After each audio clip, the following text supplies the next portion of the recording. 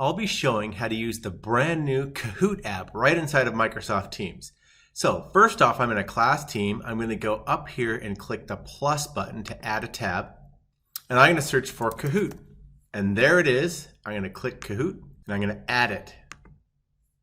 Now I'm just going to log into my Kahoot account and then hit save. Now I'm logged in and save. Now you can see all of my Kahoots are loaded as a teacher right here. And I have two options for each Kahoot. I can present or assign.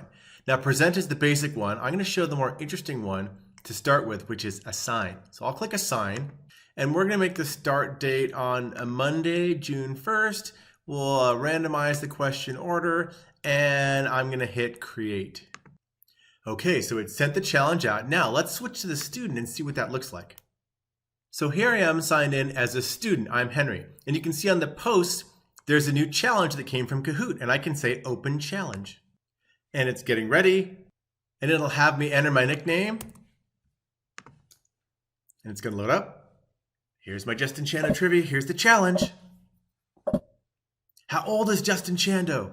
Oh, this is really hard. I'm not sure. Oh, what is it? But you get the idea. So I can now, as a student, get that challenge.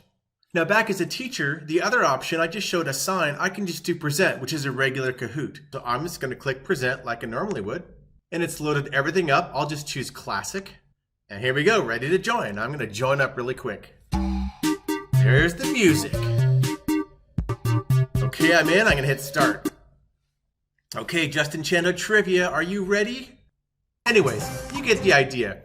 I have the full power of Kahoot right here inside of Teams, and I can have my classroom all in the same place.